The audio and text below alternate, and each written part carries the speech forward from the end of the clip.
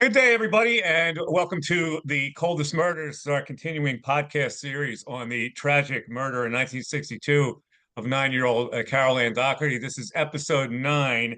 And in our last episode, we went over some ramifications of DNA testing and how this case can be solved. And today, we have a very special guest who can speak on that because some news has broken on this particular case, and we're glad to share it. Let's welcome in Bucks County District Attorney Jennifer Schorn joining us today. Hello, Jennifer. How are you? Hi, Mike. Thank you for having me. I'm well.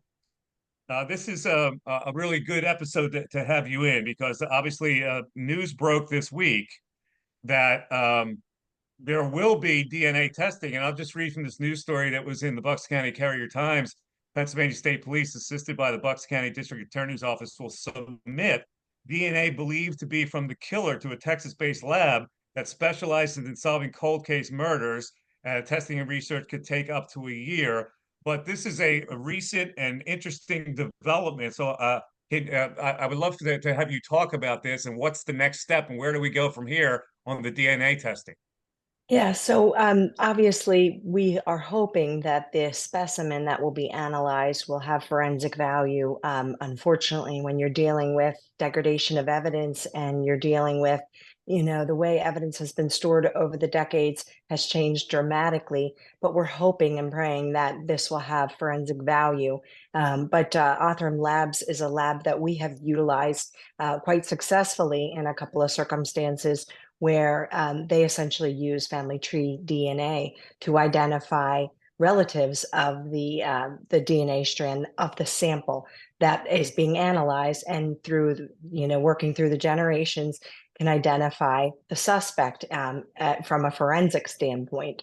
Obviously, in this case, we have I would say one more likely suspect than a possible secondary suspect that over the years police strongly considered, but we're hopeful that it may shed some light on Carol Ann's murder, which is just simply a horrific murder.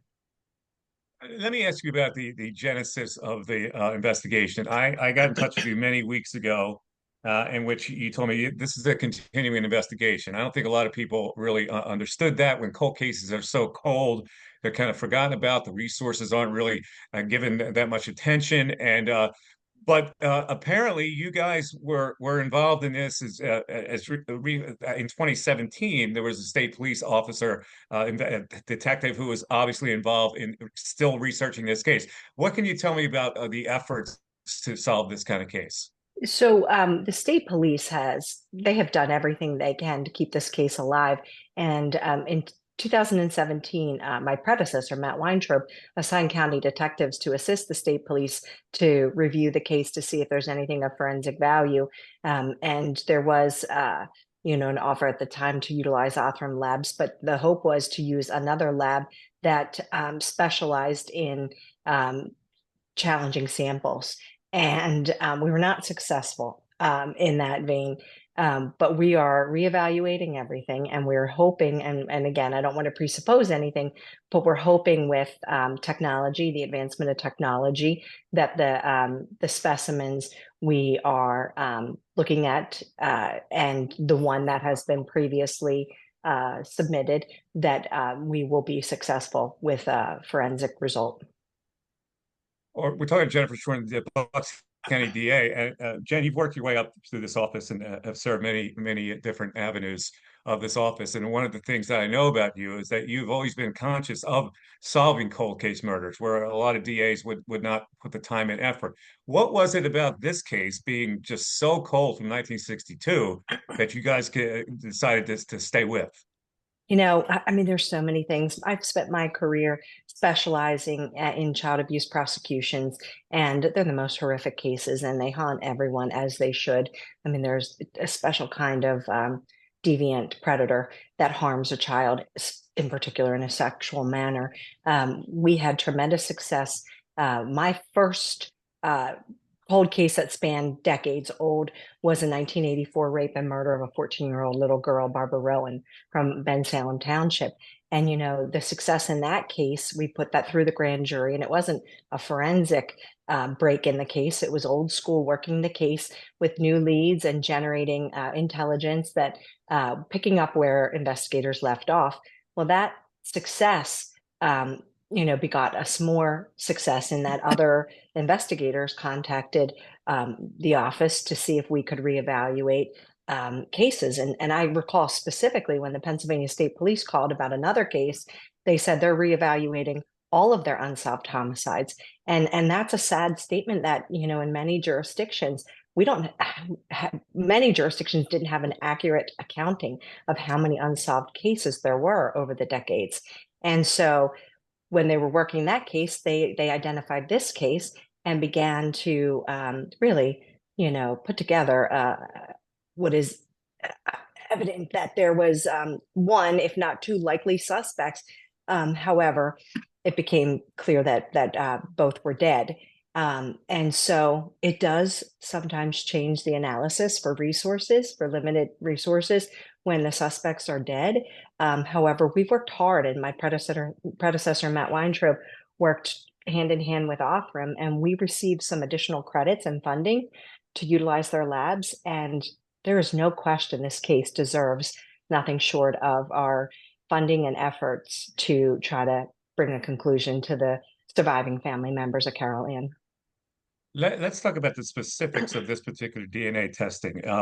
In my conversations with the state police investigator currently in charge of this particular case, he was telling me that the DNA of all the suspects had been available and tested and was available to them. Are we talking about actually having to get physical DNA from the suspect's relatives, or what you say, matching DNA through certain channels? Both. There's two ways this can be done.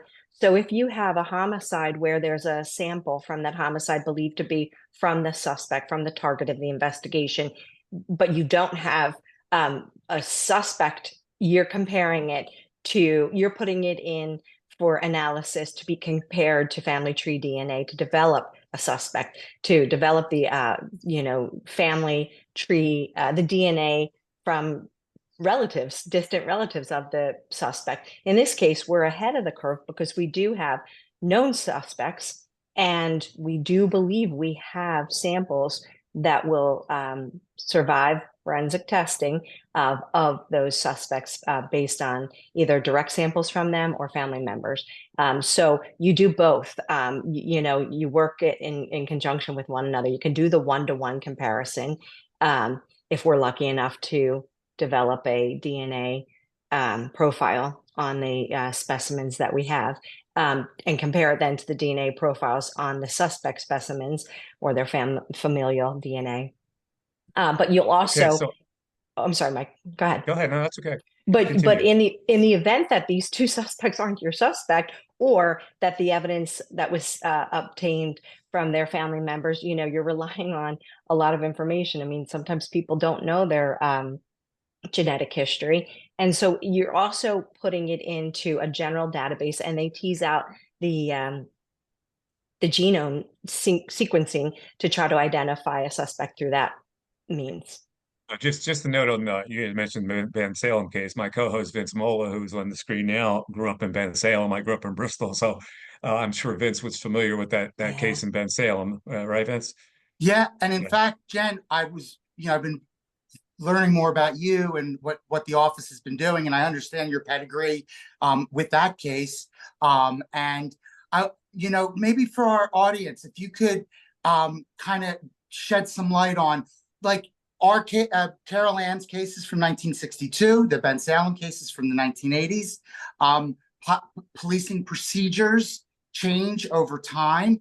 Could you maybe shed a little light on that for our audience, and what the different obstacles that you're facing based on the time periods? Yeah, absolutely. So just from a collection of evidence standpoint, when we looked at the Barbara Rowan homicide from 1984, it was initially a missing person, 14-year-old child, the only daughter of Pat and Bob Rowan. And she was about 100 pounds soaking wet, went missing, and just shy of 2 weeks later, her remains were found about 3/4 of a mile from her home, naked from the waist down. they were purely skeletal, and but it was obvious she had been the victim of a sexual assault because she was, the way she was clothed and her body was bound in tape. Clearly, it would have been tape that would have asphyxiated her. Although, she was skeletal at the time, it would have encircled and suffocated her, encircled her nose and mouth.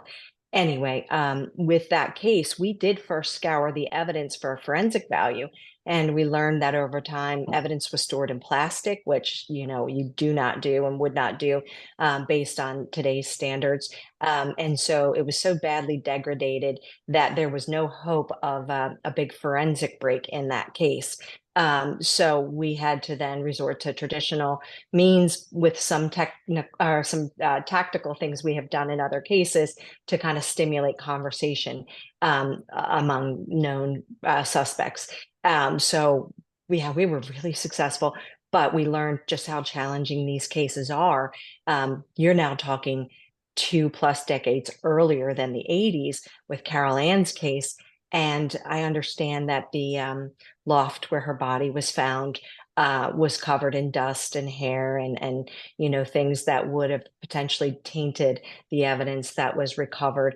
And no one was seizing evidence for forensic value then. I mean, in this case, the way they know Carol Ann was raped, obviously the way her body was found, very similar to Barbara Rowan. But they did a acid phosphate test to determine, that there was seminal fluid in her body. No one was thinking of DNA. I mean, that had not been utilized for 3 decades. Was not utilized until 3 decades later. So you're relying on samples that were used for other reasons and other purposes. And it's really hard to go back in time and determine the value of anything that was seized. One of the things, though, that is interesting when I started just through my career, I've been a prosecutor in Bucks County for 25 years. Touch DNA didn't exist. When I started, it was DNA from bodily fluids. And once we were able to utilize touch DNA, it opened up the world of possibilities in solving cases. So, we also have to scour evidence, to see if there's the possibility of touch that was never even really considered even 20 years ago, when people were looking at these unsolved homicides.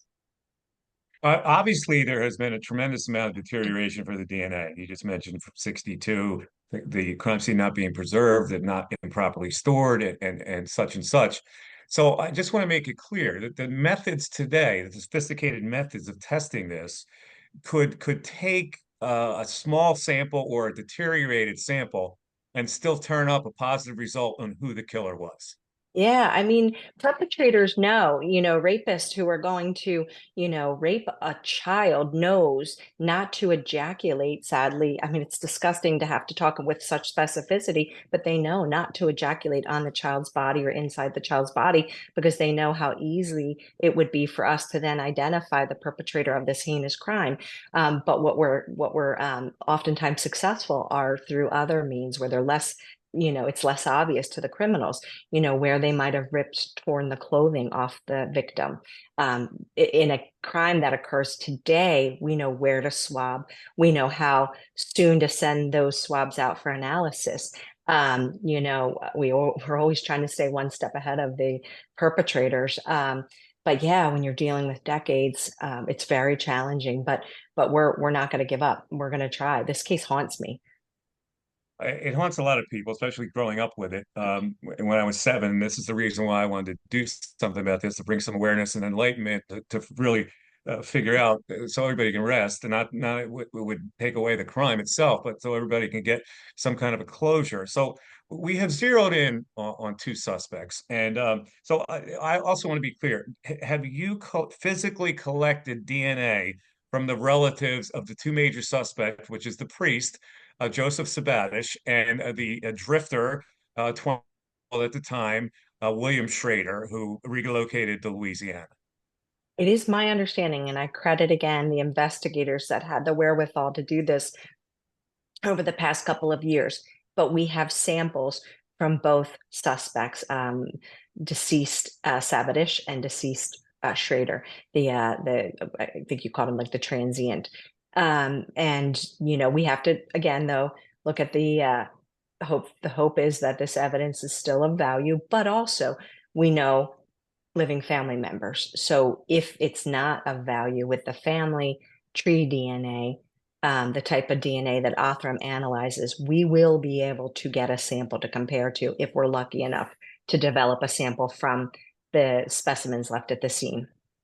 What were the legalities of collecting this particular DNA? Did they have to volunteer this, or were you able to force it?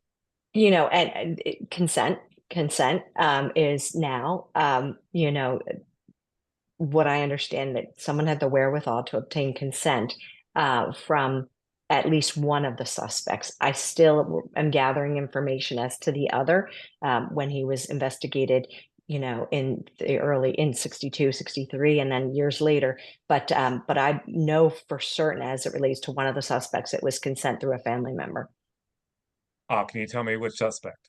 Savadish, Father Savadish. Okay, Mhm. so as far as Schrader is concerned, that DNA may have not been collected yet. I had one podcast where I had his grandson on the podcast, and he said he was not tested. So we're talking about that still maybe being an open-ended question. Oh, oh, But Mike, I'm sorry for the confusion. No, no, no. We have a sample from Schrader himself. oh, I just want to make sure the forensic value of it. I understand that we have had that now for some time. I apologize for my oh, okay, confusion. all right. So that was tested way back maybe in '92 when they looked at this case again. That Not was collected, tested, not tested. We collected, have the collected. sample collected Yeah. exactly. So we Oh, have to see if it, still has forensic value. did you get any blowback when you got, I guess it's most recently you got the DNA from the Sabatish relative? Uh, Was the, my apologies for stepping on your words. that's One okay. of the a very ambitious trooper who was assigned to the case, I believe, got it with ease. And I'm immersing myself in this case personally now, and so I still have some facts to learn. But we're going to scour all of the evidence that was covered and/or collected throughout the years. But no, I understand. He had full cooperation.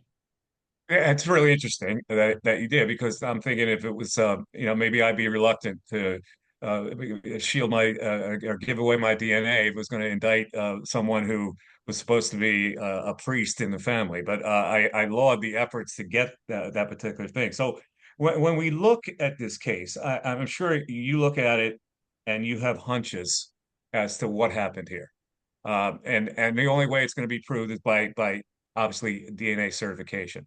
But what are your feelings on who committed this crime? If you can just give me your personal opinion. Yeah, I'm glad you asked. And this is what we do on these cases when we have unsolved. We sit in a room and I get to work with some of the best investigators, and everybody kind of puts forth their theory, obviously knowing the evidence, having immersed themselves in the facts. And, you never want to rule out someone else's theory, and it really makes us all, whoop, I'm so You're good. sorry. You're good. Can you hear that? Okay. Yeah, I'm so sorry. I no apologize. worries. That's the one downside of using my phone.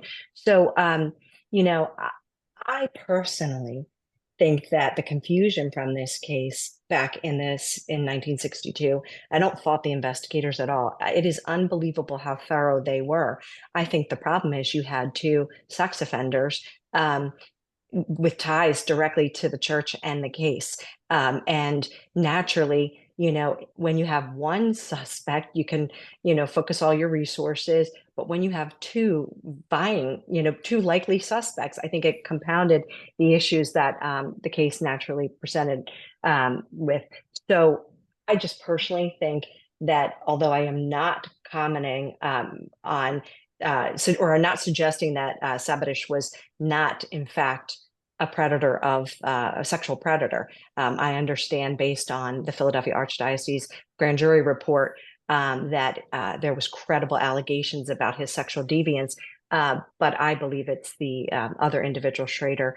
I just don't think a priest would act with such impulsivity in his own church. I've studied these the sex offender cases, archdiocese um, predators, and I'm a Catholic, I should state, not commenting on the present administration, but it was appalling what went on.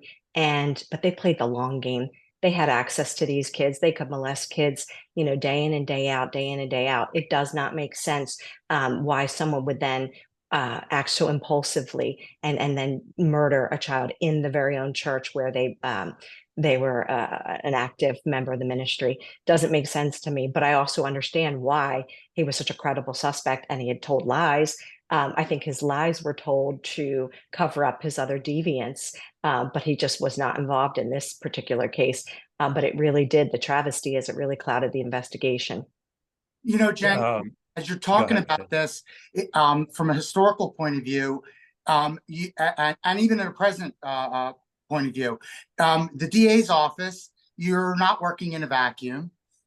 You have to work collaboratively with other agencies. And then you have an external force as powerful, especially in Bristol at the time, as the Catholic Church. Ideally, it's collaborative. Um, but external forces, what bearing can they play on your ability or the DA's office ability to resolve a case like this? Yeah, so it's interesting. One of the things we've had tremendous success with on unsolved homicides is the grand jury because we can compel witness testimony. Now there's privileges. If someone has a Fifth Amendment privilege, they're advised of that. They have a right to counsel, but we can compel testimony. And if you're a witness and you're not involved, or you have information, but you don't want to come forward, that is not, you don't have a privilege in that if you're not the perpetrator and you don't have a Fifth Amendment privilege against self-incrimination. So we've had tremendous success, but there's no question that there has been obstruction of our investigations over the years by entities that don't want a black eye. They don't want, they would rather a case go unsolved than have a black mark on their, entity, their and it's not, I'm not limited this, like I said, I'm a Catholic. I'm still a Catholic. I'm not suggesting anything about the vast majority of good people in the Catholic Church, but we know that there was obstruction and appalling conduct covering up these crimes over the years.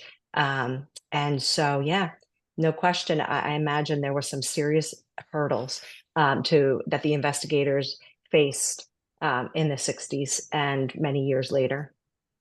Just for point of information, Jen Schorn is a proud graduate of Archbishop Wood High School and St. Joseph University, and also Widener Law School, where I'm also a graduate. That's So let me go back in time, and then I want to bring you up to date on something that the investigator, the current state police investigator, told me about untested DNA items. But let's go back to 1992 because we're on the subject of this.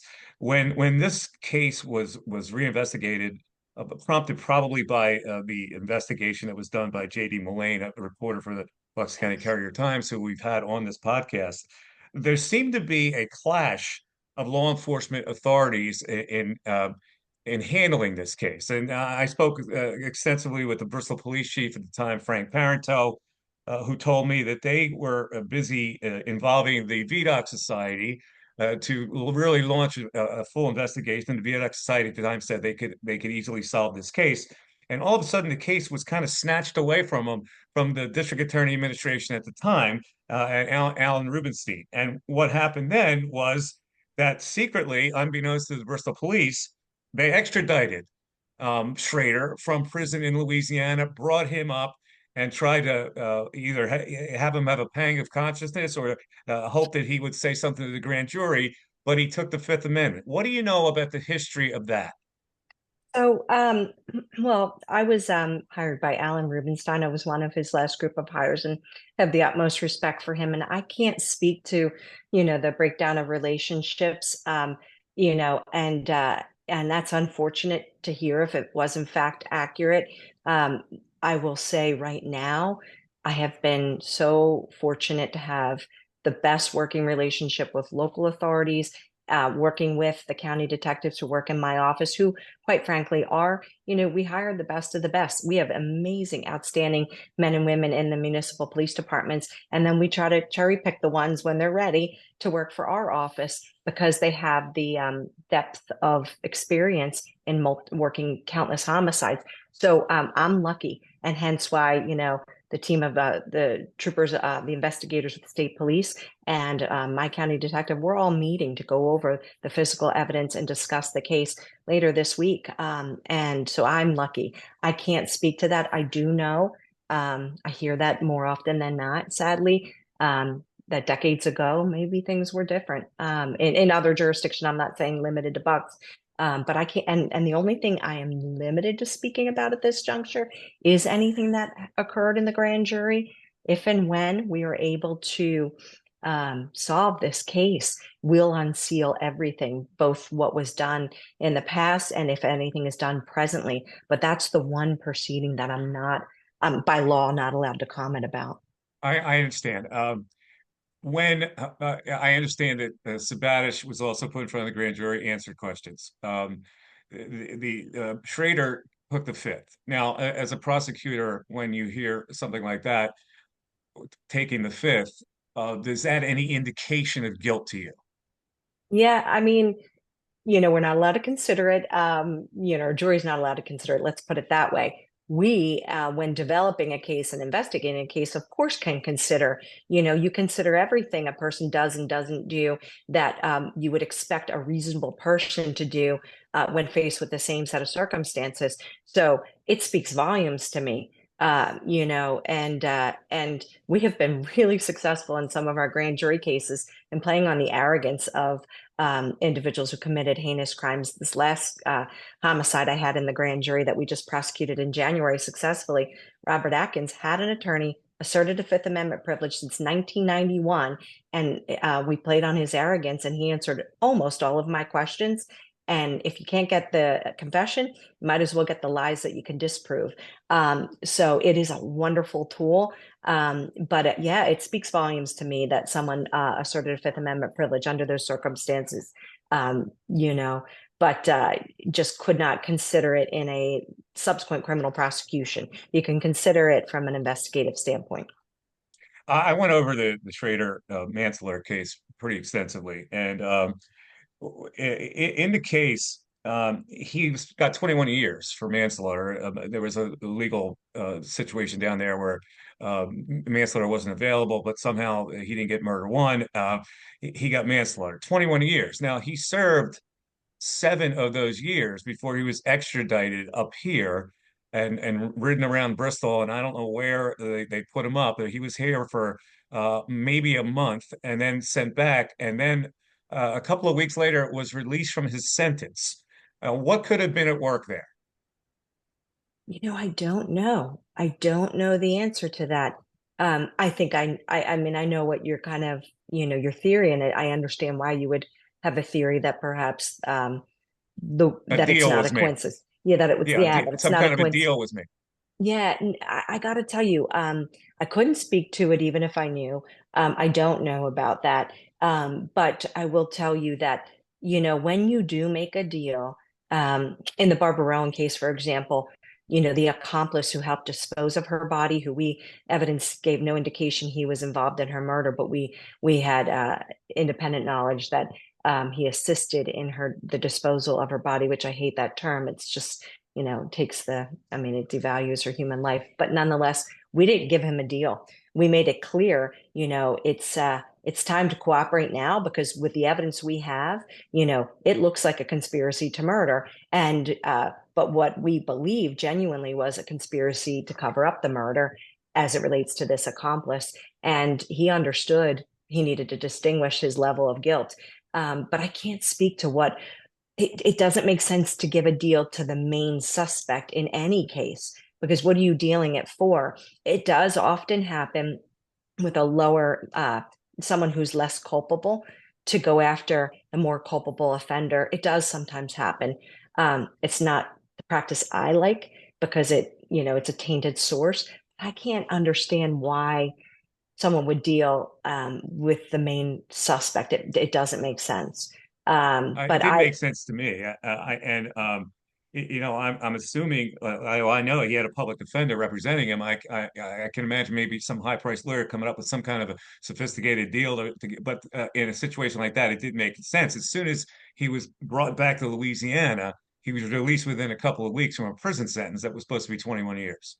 I'll look into that. I mean, you have me intrigued right now. I'll look into that. I just based on what you're telling me, I mean, and what I know as far as just how cases are handled, I would be shocked, but I will look into that. Yeah, he was extradited 3/5/93.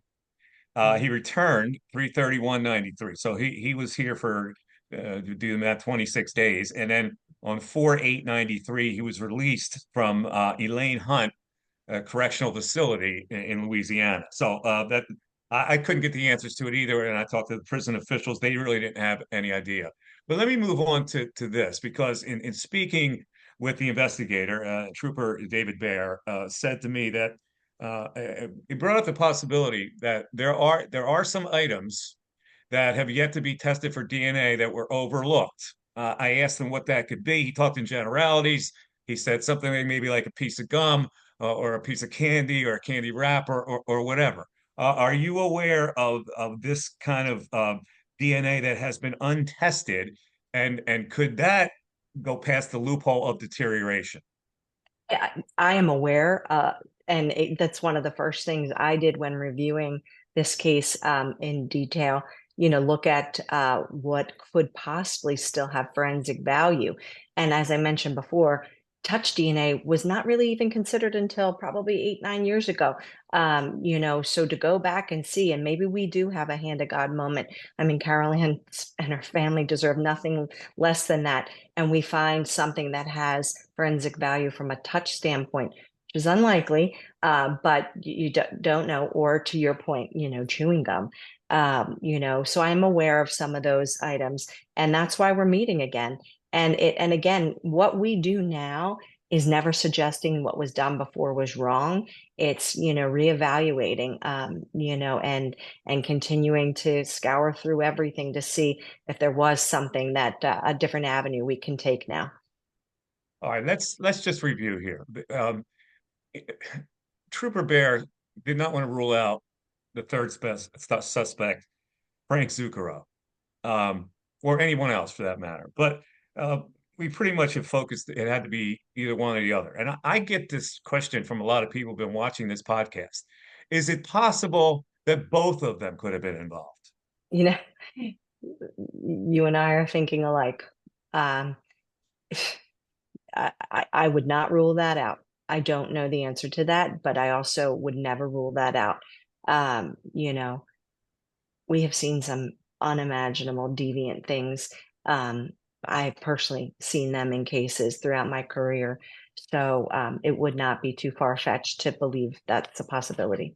Was there any connection between Schrader and the priest Sabatish? Not that I know of at this juncture, but again, those are some things, some avenues that could be pursued. But no, not that I know of.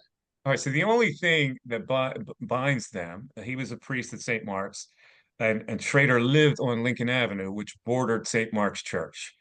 So the vicinity checks out for both particular suspects, and the theory is either the priest was there, or he went in from the sacristy, or Schrader was just hanging around Lincoln Avenue and saw her go in and decided to go in, or may have been even in there. Is that what your theory could be, or is? So, I mean, obviously, it's hard for any of us to understand how an adult male would find the body of this beautiful little 9-year-old girl sexually attractive. But we do know that deviants, predators, people who have pedophilia would. And so it could be as simple as, someone like Schrader seeing this beautiful young girl in a circumstance where she is inherently vulnerable by herself, and of all places, a church, which is hard to imagine, but a church when it's not likely to be occupied by anyone else or believed to be not occupied. Um, I believe in my heart of hearts that Sabatish was covering up his other tendencies, and he told a series of lies because he did not want to get caught for having a fetish and having inappropriate other, other inappropriate tendencies, and not likely to be a connection, but you can't rule it out.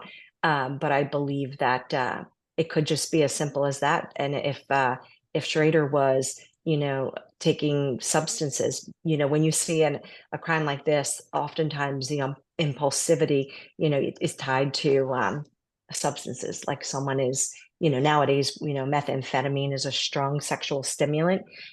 So we have had people commit the most heinous sexual crimes and then come off of their high. And one guy walked into the police station and confessed to raping and murdering an elderly woman in Upper Bucks County. So whether he was on drug or alcohol fueled, he was in a drug or alcohol fueled stupor and saw her and then committed this crime, it may explain how reckless it was. And he just got lucky because there were other potential suspects. Well, You had evidence. I'm sorry, Vince, go ahead.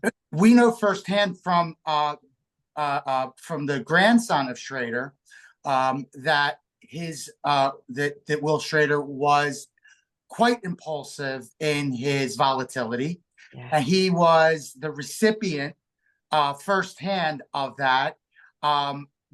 Described multiple occasions where in a conversation gone wrong or defending his grandmother, he'd wake up 2 hours later after getting pummeled, and things would go from 0 to 100.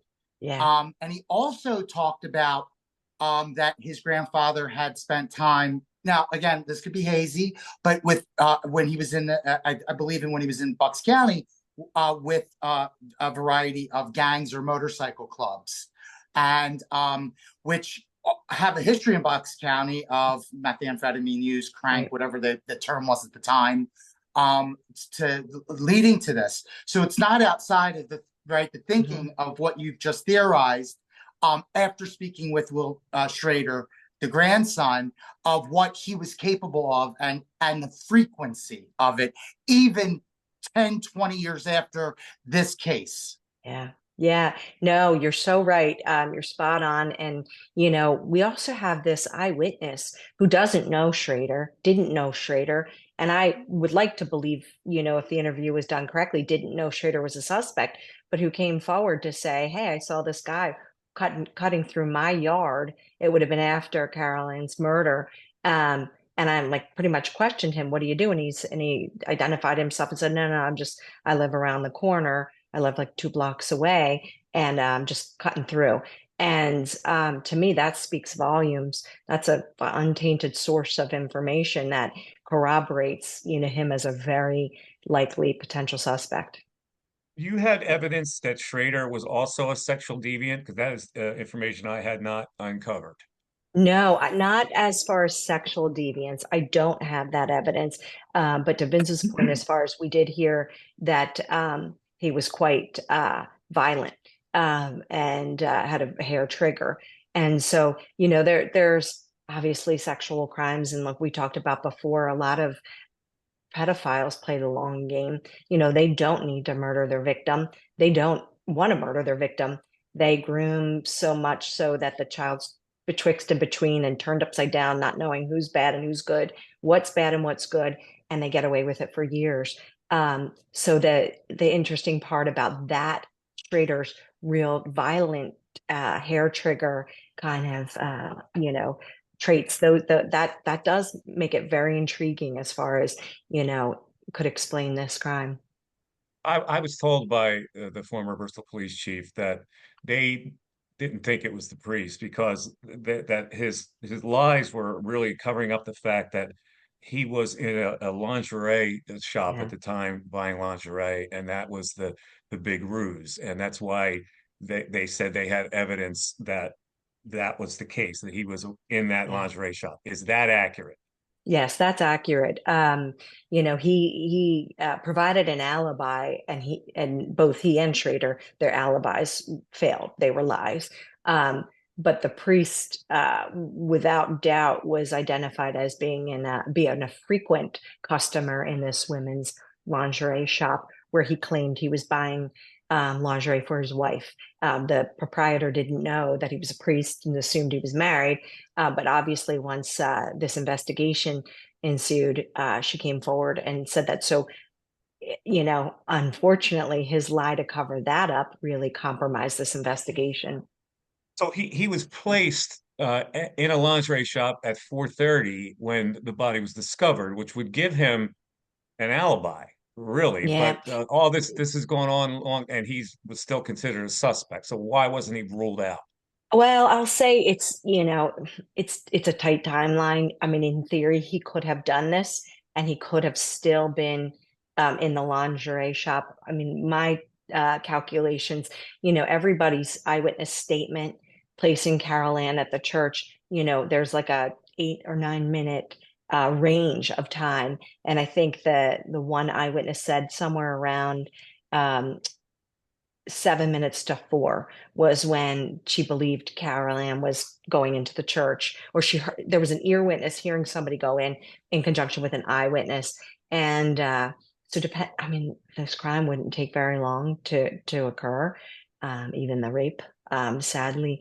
Just so it's possible in theory, if that's within walking distance, that he could have, although it's very unlikely. But I think it's a situation where you couldn't say with certainty it's an ironclad alibi, excuse me. Yeah. Okay. My experience in going to that church is that it was always vacant, and I went off hours Mm, occasionally because I thought that there would be a priest in there that could administer Ash Wednesday to me or whatever. It was always vacant, and anybody could wow. have walked through those doors. Was my Hmm. experience in growing up around the corner from it. So let's just summarize here. We have two Hmm. suspects. One is a priest who is obviously a sexual deviant. Who had been transferred 16 times from parish to parish, who in fact, after the murder, was transferred out and then brought back in. But when he was brought back in, never administered any kind of a solace to the Doherty family. Couldn't look anybody in the eye when he gave out communion, indicating a guilty conscience. On the other Yeah. hand, we have a drifter who did have criminal proclivities. He had had a gun charge in Wilkes-Barre. He had had an attempted murder charge in Wilkes-Barre, and he was down here for reasons that were unclear. I don't even know how he got to Bristol. So your theory is that if one person was more likely to commit the crime, it would be the drifter Schrader, other than the priest Sabatish. Yeah, I mean, and again, at this point, it's just a theory, because, and you got to keep your mind open. It just would be awfully brazen for a priest to do this in his own, in the church where he was um, a minister. Excuse me, I'm so sorry. I apologize. That's a, Um, it's um, okay. It's a live podcast. I'm so sorry. My child just came home from school, and I happen to be off today, but that's why I scheduled this podcast because it was important for me to do this. And I think Mike, I told you this really hits home. My child's the exact age of Carol Ann, and she goes to Catholic school, and I can't imagine. I let her bike ride in the neighborhood. This haunts me on so many levels to know what the family suffered, what the community suffered. But I look at these images now and can't help but think it could be any of us, any of our children. So I do apologize. That was my distraction. You That's know, okay. Jen. So as we stand now, just want to get into this so I don't lose the thought. Sure. DNA testing will happen, but it has not happened yet. It has not been sent out yet. You've just made arrangements with Othram Labs in Woodlands, Texas, and the cost, which this news story says could be estimated at $50,000, is going to be picked up by grants to this particular facility. Is that where we stand right now? Yeah, we were awarded some grant funding for this specific type of DNA testing, and we have promised that we will allocate whatever funds are necessary for this case. And quite frankly, if we exceed the grant allocation, we will it doesn't matter. We're committed to, but it is an impediment for many jurisdictions on their unsolved because it is so costly. Through no fault of the labs, I'm not suggesting the labs are doing anything wrong. It's just the reality we live in. It's a tremendous amount of work, and as you led with in the earlier in the podcast, it could take a year. And it has not. It's not in the hands of the lab yet. Not yet, no, because we want to make sure if there's anything else that they think might be of better value, we want to look at it, go through with a fine tooth comb to see if there's anything else we can send. Okay, Vince, do you have a final question for Yeah. Jen? And we're talking to Jen Schorn. I really appreciate you coming on, Jen. Oh, Bucks County DA, shedding light on this case. Vince? Thank you for having me.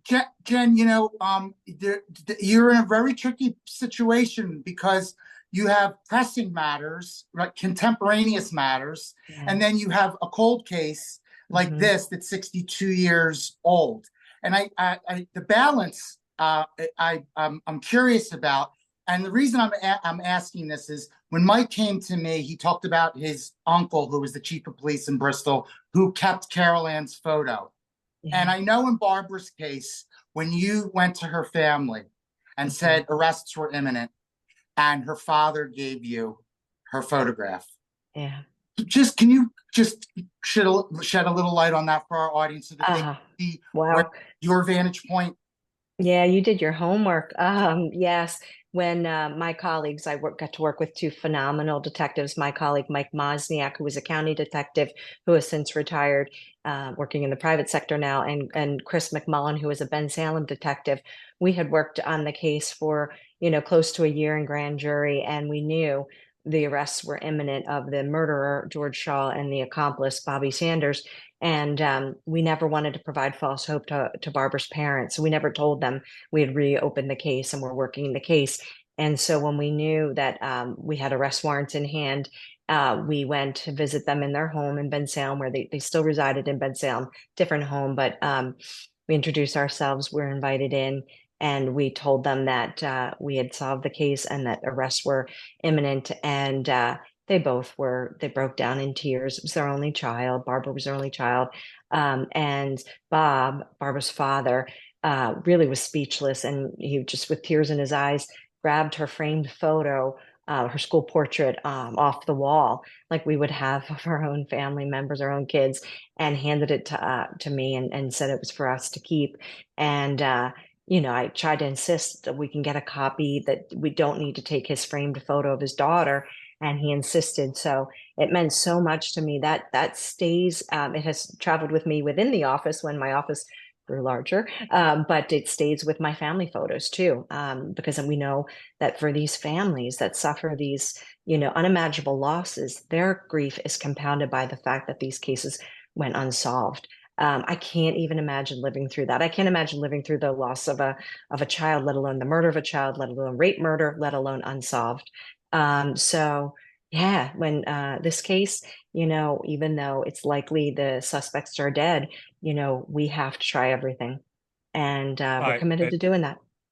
you can see, I don't know if you can see this, but on my wall, I have a copy of the front page of the Bucks County Courier Times on that fateful day. And when this Wow. happened at age 7, the only thing I could comprehend was that somebody my age had died.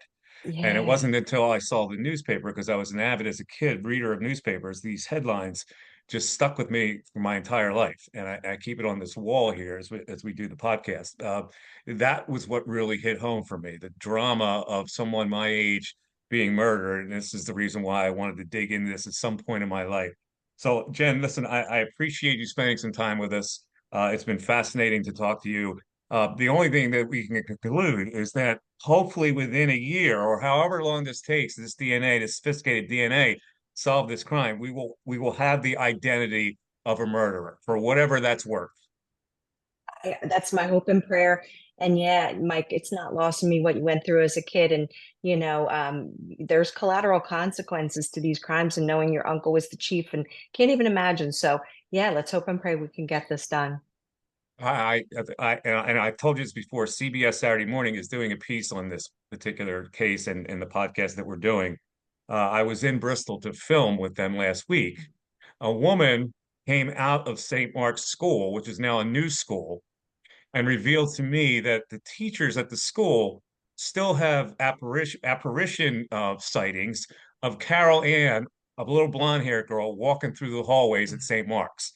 So we're talking 60 plus years later, and Mm-hmm. this still resonates with that particular school and Yeah. those particular teachers. Yeah. Wow. Mm-hmm. Yeah, grief Jen, grief thank doesn't you have so a much.